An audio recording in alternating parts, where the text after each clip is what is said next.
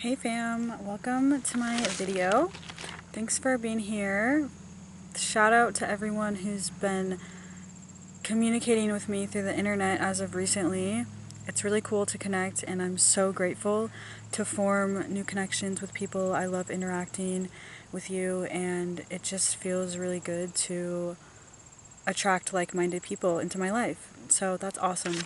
I'm here to answer some questions that I asked on Instagram. Thank you for all the responses. I have notes written down. I mean, I'm gonna wing it all because I don't really plan for stuff, but I wanted to write down the questions and then just little points here and there. So I sectioned them off because there were a lot of categories that came up with people asking similar questions. So this video, I'm gonna be focusing on questions like, wait, which one did I want to do first? The traveling, like how I started traveling, what inspired me to begin traveling, and issues that I've ran into / expenses. Sorry, there's a road right here. I'm at a park right now and there's a highway right there, so you're gonna have to deal with that. Okay, and then where my inspiration comes from for traveling, how I got into it. Right now it's 2025. Okay, back in 2023, 2 years ago, I went to Sedona, Arizona in the fall time to do a yoga. Oh, this is so annoying. Oh my god, sorry, there's people on dirt bikes. Okay, wait, they're having fun. Okay, they're having a good time.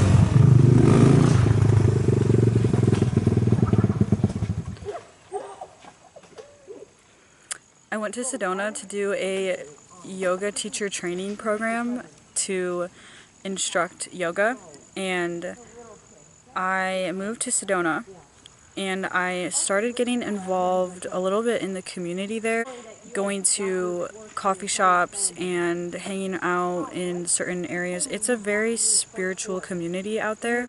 I got invited out to a festival called Soul Awakening, which was kind of more of a gathering, and it was a conscious hip-hop festival, and they also had EDM music there. It was a really small gathering out in the middle of the forest. It was so freaking fun and it was so impactful. I met so many amazing people there, and that really shifted my perspective. And then in Sedona, maybe a couple weeks later, I was at an ecstatic dance and I saw one of the people there that I saw at the festival, and he was like, hey, we're all camping out at this campsite 15 minutes away from here. You should come check it out. You should come camp with us. And I'm like, okay. And it was right by my house too. The house I was renting was 5 minutes away from this campground. And I drive out there, I get there, and everyone is sitting around the fire, hanging out, making music, talking, and all of their vans are parked around there. And I was kind of like, wait a minute, so you guys live out here? What do you mean by that? And they're like, yeah, we're just traveling around, and these campsites are free, so we post up here, we hang out, we make food, we go in the water, we live out in nature. And I'm like, whoa. I knew van life was a thing, but I guess I thought that I don't know what, I just guess I never knew how easy it was. Side note, a lot of people travel out of their cars or SUVs, and they make that work. You don't have to have a van to travel. You can literally do it out of a Toyota Corolla. So I started becoming friends with these people, and I started going to the campsite every single day. It was so much fun. I was renting a house, and I started putting up a fucking tent and sleeping there because I wanted to be there. So that was really fun. 6 months later, I met somebody who invited me to travel with him over the summer, and we dated for a while, and it was good times. And he kind of showed me a lot about traveling, and I lived in his van with him. We were together. He's great. And he showed me all these really cool places. Wow, I really think I want to get a van, and I think that I want to do this. I'm really liking this lifestyle. It's also very cheap, which I will bring up later in the video. I have a list of expenses. You can do the math about how cheap it is versus living in a house. So yeah, we spent the summer out traveling and exploring and adventuring, and then when I came home, I kind of had been contemplating already getting a van for about a year. Like, this is a really big decision that I wanted to make sure about. And then I want to bring up the point about, like, a lot of kids are forced into van life, whereas I have a nice loving family who lives in Wisconsin, that I have a house that I'm welcome to come home to anytime. So now during my travels, I've only been on the road 4 or 5 months, and I see myself like coming home. I've done it a few times where I stop home there for a little bit and then I get back on the road. I kind of see that as a pattern that I'm going to continue to follow, because it is really stable to have a house to go home to, whereas like a lot of people who do van life, they're doing it because they don't really have an option, or they just want to leave home, or they're just like kids who just want to get away, and that's fine too. Like, it works because they have that option and it's really great, and then they meet cool people on the road. So I'm not able to share my perspective about that side of it, but I do know that when we are out on the road, like, there are some struggles that come up when it comes to parking in cities and sleeping in cities. So we spend most of our time out in nature. Obviously, like, that's the whole point. Like, I want to be out traveling because I love being outdoors and I like exploring.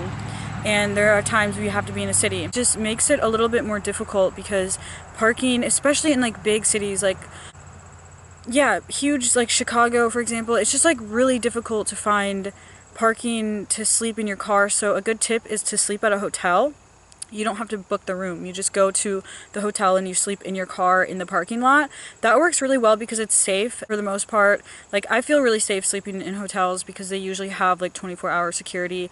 And I've never been woken up. I've never been asked to leave. No one suspects anything. It's guaranteed you're going to be able to sleep in your car there, so that's good. Being in the city in a van is kind of stressful also because all of your belongings are in your car. Like, there's expensive equipment and stuff like that. So I always block off my windows when I'm going into a store or I'm going to leave my car unattended for a while, because I don't want anyone looking in my windows and seeing what's going on in there. The bathroom situation, example, like in San Francisco, you can't freaking use the bathroom anywhere. Like, they don't have public bathrooms. So you have to like figure that out. It's fine. You can go to a grocery store. It's not a huge issue, but I do notice that it's sometimes something I'm stressing out about in the slightest way, and not the best feeling ever.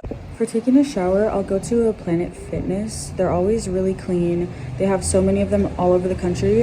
And then if I'm in nature, obviously I'm just jumping in the water, in the waterfalls, and swimming around. I get out of the city, I go back to nature, and then adapting like just to all the craziness of being in a city, which is avoidable. You don't have to be there. You can just leave and go somewhere else.